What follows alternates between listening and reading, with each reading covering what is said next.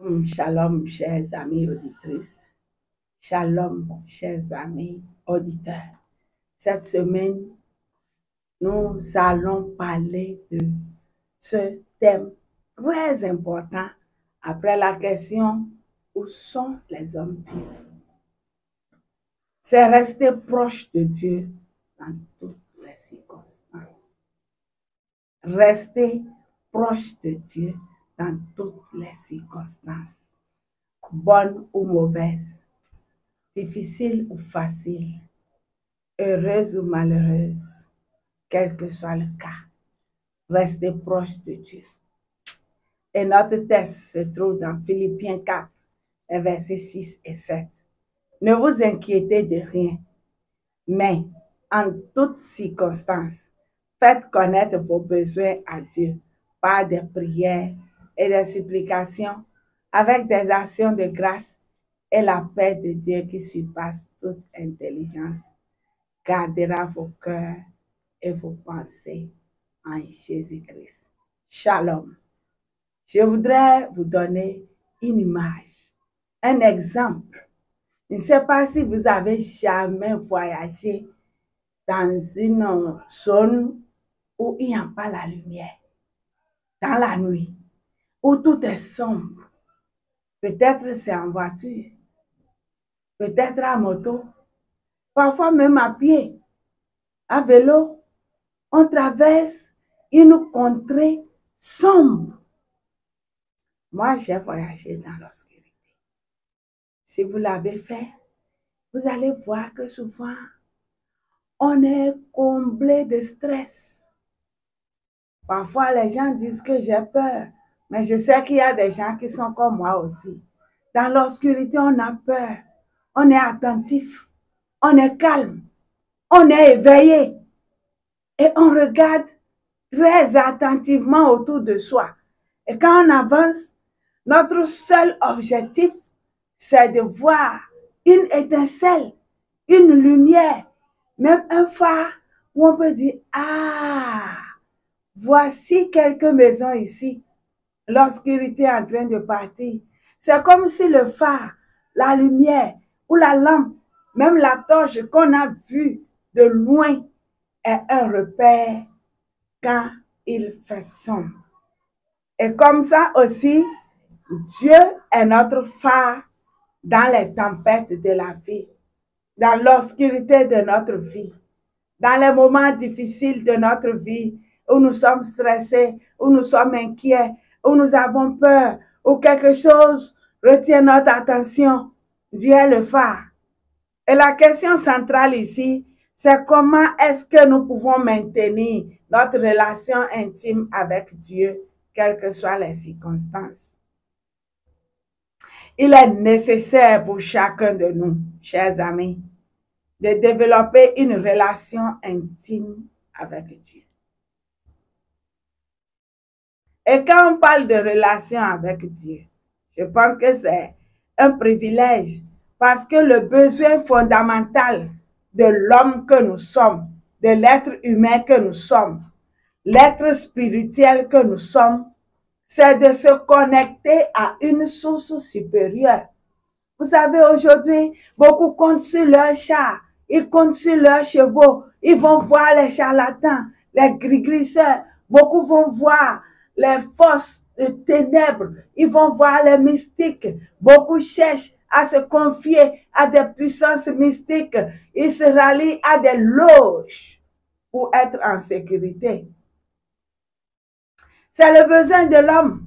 Il cherche toujours une force supérieure.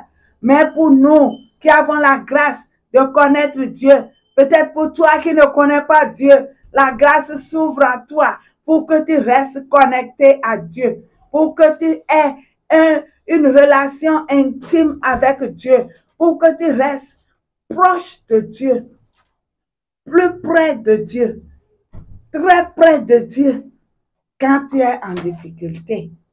Parce que Dieu, dans sa promesse, désire avoir une relation personnelle avec chacun de nous. Quand Adam et Ève ont péché, Dieu les a recherchés. Il est allé jusqu'à eux parce que c'est lui qui les voulait. La Bible dit Dieu a tant aimé le monde. Il a donné son Fils unique. Chers amis auditeurs, nous devons comprendre qu'il y a plusieurs défis à surmonter si nous voulons rester proches de Dieu dans toutes les circonstances de notre vie. L'un des défis, c'est la distraction. Et si vous regardez le monde dans lequel nous vivons, il nous propose de nombreuses distractions qui peuvent nous éloigner de Dieu. Je ne suis pas contre ceux qui restent devant l'écran de la télé pour regarder les matchs de foot. Je ne suis pas contre ceux qui restent pour regarder des feuilletons. Je ne suis pas contre ceux qui font ci ou ça, ceux qui vont au cinéma, ceux qui font des sorties, ceux qui vont à tel ou tel endroit pour se distraire. Je ne refuse pas. J'aime bien me distraire, j'aime bien sortir, j'aime bien aller où je veux pour vivre heureuse. Mais je voudrais attirer notre attention sur cette distraction ou même le portable, cet instrument précieux qui nous a été donné par la science pour pouvoir nous aider. Ce portable peut rester une distraction. À l'heure de la prière, à l'heure de la méditation, à l'heure de rester connecté à Dieu, quelque chose peut nous distraire. Et je dis souvent que ces instruments ou ces choses qui nous ont été proposées passent juste devant nous pour capter notre attention et nous éloigner du plan de Dieu pour notre vie. Chers amis auditeurs, nous devons nous éloigner de la distraction et aussi savoir que les épreuves de la vie peuvent nous éloigner de Dieu. Parfois, nous vivons des difficultés, parfois nous vivons des épreuves qui nous amènent à douter de Dieu. Ça, c'est pas normal. Quelles que soient les circonstances, Dieu est Dieu. Job plutôt avait tout perdu. Mais ça n'a pas changé le nom de Dieu. Dieu est resté Dieu. Et si Sarah avait été stérile, Dieu était Dieu. Quand elle a enfanté, Dieu restait Dieu. Regardez Anne, même quand elle n'avait pas encore Samuel, Dieu n'avait pas changé. Il était Dieu. Quand elle a fait Samuel, Dieu était Dieu. Quelles que soient les circonstances de la vie, quelles que soient les épreuves ou la tentation que nous traversons, Dieu reste Dieu. La peur, parfois, peut nous éloigner de Dieu. La peur de la vie, la peur de l'avenir, la peur du passé. Parfois, on est là et on se trouve paralysé par quelque chose du passé où la pensée nous rattrape. Bah, tu as fait ceci. Parfois, la voix dit, tu as péché. Tu étais un soulard. Tu as été prostituée. Tu as été voleur. Tu as été bandit. Tu as été menteur. Toi, tu es qui? Dieu ne te veut pas. Dites non. Le Seigneur m'a changé. Il m'a pardonné. Et aujourd'hui, j'ai la victoire. Si vous avez changé, votre passé ne peut pas vous rattraper. Parfois, on a peur. On est tellement stressé. Ah, qu'est-ce que je vais manger demain? Qu'est-ce que je vais devenir? Un célibataire qui pense à son mariage et au-delà, pense à la mort de l'un de ses enfants. Est-ce que c'est normal? Est-ce que c'est normal? Dieu, c'est lui qui nous a fait. Dieu, c'est lui qui connaît notre passé. C'est lui qui connaît notre avenir. Il connaît notre besoin mieux que nous. Si nous avons besoin d'1 million, il le sait, il pourvoira. Si c'est 1 milliard, il sait aussi et il pourvoira. Ce qui est sûr, si nous restons accrochés à Dieu, nous n'avons pas à avoir peur. Dieu est notre vie. Il est notre tout. C'est lui qui nous a fait. C'est lui qui est notre producteur. C'est lui notre créateur. C'est lui, celui qui tient notre vie. Pourquoi avoir peur alors que c'est lui, notre papa? L'or et l'argent lui appartiennent.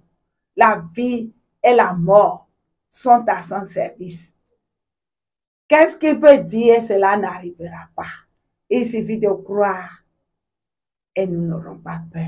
Chers amis, je voudrais vous inviter à rester accrochés à Dieu. Je voudrais vous inviter à rester attachés à Dieu. Parce que ce qui est important pour nous aujourd'hui, face à ce monde où nous ne voyons où nous marchons, où nous ne savons ce que l'avenir sera. Il est important pour nous de rester plus près de Dieu, de rester accroché à Dieu, de rester attaché à Dieu. Shalom à vous et rendez-vous à la semaine prochaine pour le reste de ce message.